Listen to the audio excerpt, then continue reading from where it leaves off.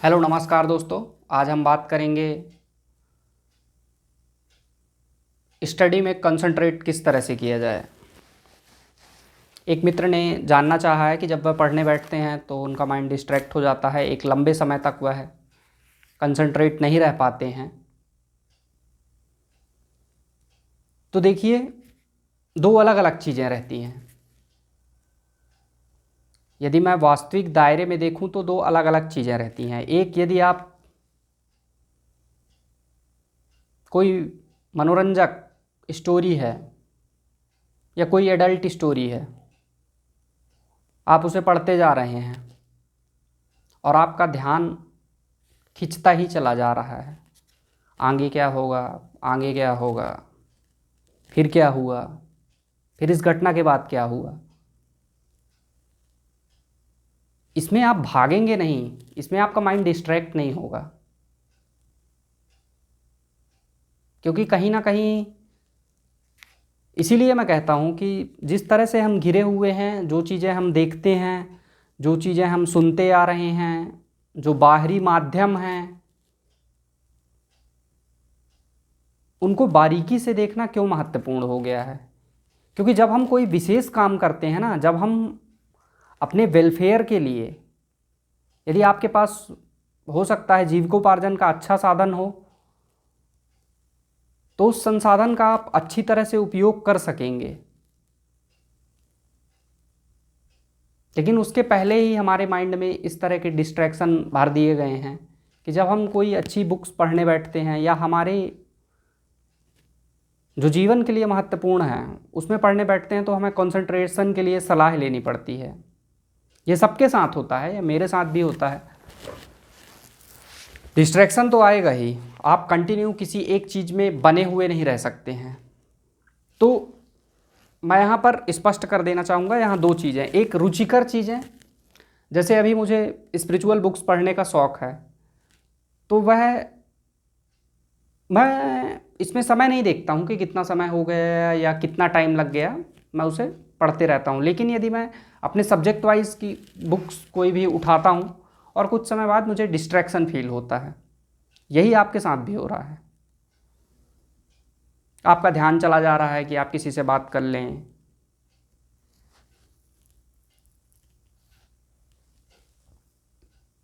आप सोच रहे हैं बोरिंग है, अभी समय है।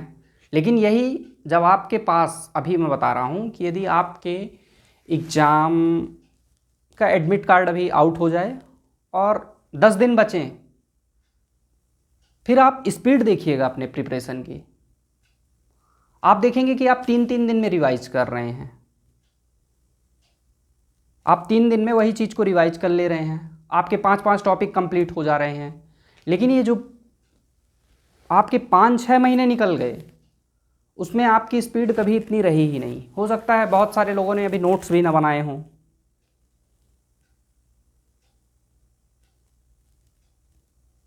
तो यह क्यों?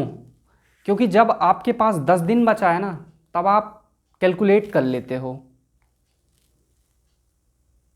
कि देखो अब समय कम रह गया है, अब हमें समय का पूरा उपयोग करना है, इसीलिए कॉन्सेंट्रेट नहीं कर पा रहे हैं।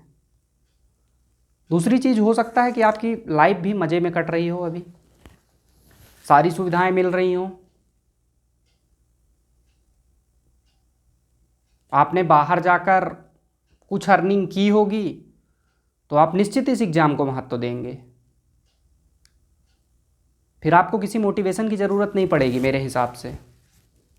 आप देख कर आइए कि किस सेक्टर में कितना काम है और किस तरह से लोग काम कर रहे हैं अपने फील्ड पर, फिर किसी मोटिवेशन की ज़रूरत नहीं पड़ेगी। ये चीज़ें आपके साथ ही नहीं हो रही हैं, ये चीज़ें हमारे साथ भी होती हैं। यदि अभी हम किसी जॉब पर हैं और हम कुछ दूसरी जॉब की प्रिपरेशन करना चाह रहे हैं, लेकिन मैं भी पढ़ूंगा तो मेरा भी माइंड डिस्ट्रैक्ट होगा, क्योंकि आपको सारी सुविधाएं मिल रही हैं और आप कहीं ना कहीं इस चीज़ से ऊब नहीं रहे हो। तो जब सारी सुविधाएं मिल रही हैं, उस एवज में हमें काम कम करना पड़ता है, हमारा माइंड सेट ऐसा हो गया है। तो देखिए, महत्व तो समझिए आप अभी किस जगह पर खड़े हैं और क्या हो जाना आपके लिए उपयोगी रहेगा। एक और चीज़ है कि जब हम नौकरी पा लेना चाहते हैं ना, तो उसके पीछे का उद्देश्य भी बहुत घटिया बना लेते हैं। मौज करेंगे, मस्ती करेंगे, यहाँ घूमेंगे, वहाँ घूमेंगे। और ये घूमने फिरने की प्रवृत्ति, मौज मारने की प्रवृत्ति हमें ऐसा होने लगता है कि जब हम पढ़ने बैठते हैं तो वही दोस्त यार 4 आ गए, तो सोचते हैं बाद में कौन मौज मारेगा, अभी मौज मार लें, क्योंकि हमने सीख दे रखी है। आप इसलिए थोड़ा नौकरी करने जा रहे हैं कि आप कुछ चेंज लाएंगे।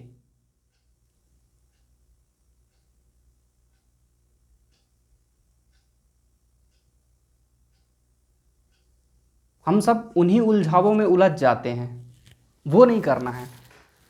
तो इस बात को मैं समराइज करूं, कंसंट्रेशन, तो देखिए आपके पास समय कम है ऑलरेडी। आप देखिए कि आप पैसों के लिए किस पर डिपेंड रहते हैं, कौन कौन सी सारी चीज़ें हैं जो आप कर सकते हैं अपने घर परिवार फैमिली के लिए। आपका एक दायित्व तो बनता है कि आप वो चीज़ें प्रोवाइड कराएं घर पर, यदि हो सकता है तो।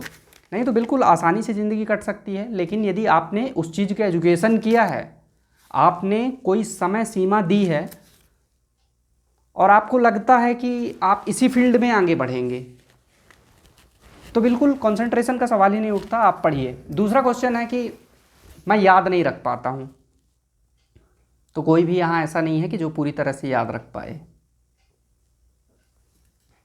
जब भी आप कोई चीज़ पढ़ेंगे तो उसका कुछ ही % याद रहता है। याद रखने के लिए आप अपने बार बार से क्वेश्चन कीजिए।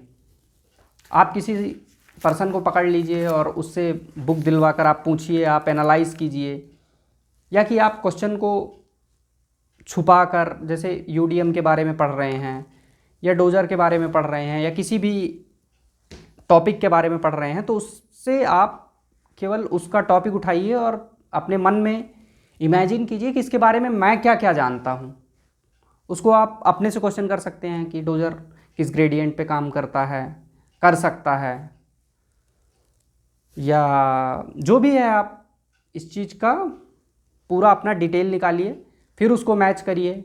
आप लिखिए कि 7 डेज़ में कहाँ कहाँ इंस्पेक्शन करना ज़रूरी है, तो 7 दिन के जो रहते हैं उनका अलग कॉलम कर लीजिए, 30 दिन में जो है उसका अलग कॉलम कर लीजिए, प्रतिदिन वाला अलग कर लीजिए। उसमें जाके चेक करो कि मैंने क्या गलतियाँ की हैं।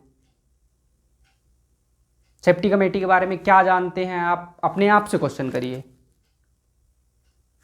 एक बार आपने ख़त्म कर लिया, उसके बाद आप उसी चीज़ को सिलेबस वाइज उठाइए, पूछिए।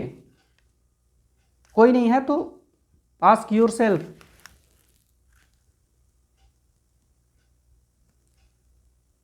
उससे आपको चीज़ें याद रहेंगी। तीसरा प्रश्न उठाया है कि बहुत से लोग बहुत पढ़ रहे हैं, तो यह इस जो क्वेश्चन का आंसर है कि बहुत से लोग क्या पढ़ रहे हैं और आपकी कैपेसिटी कितनी है, आपके पास कितनी बुक्स हैं, आपने अभी कितना ख़त्म कर लिया, वो पहले देख लीजिए।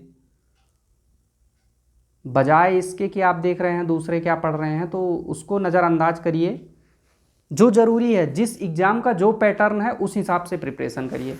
मैं कहता हूँ WCL जिस हिसाब से एग्ज़ाम कंडक्ट कराता है, तो इतना बहुत हार्ड क्वेश्चन उसमें नहीं पूछते हैं, जनरल क्वेश्चन रहते हैं। यदि माइनिंग की बात करूँ तो आप नॉर्मल पढ़िए, और नॉर्मल पढ़ने के लिए तो बुक्स बताने की ज़रूरत नहीं है, बता चुका हूँ कि ओवरमैन हैंडबुक, ओरल दिग्दर्शिका, एक्ट रूल्स रेगुलेशन, ये सारी चीज़ें आप कवर कर लीजिए। फिर एक और क्वेश्चन था कि जनरल स्टडीज़ की प्रिपरेशन कैसे करें, तो उसके लिए आप लूसेंट का जो मिसलेनियस पोर्शन है उसको कवर कर लीजिए। नॉर्मल ग्रहों के बारे में पढ़ लीजिए, थोड़ा बहुत हिस्ट्री पढ़ लीजिए, जियोग्राफी का हल्का फुल्का नॉलेज रखिए। बस इतना ही तो है। और मैथ्स वगैरह भी लगा लीजिए यदि लगा सकते हैं तो, टाइम है।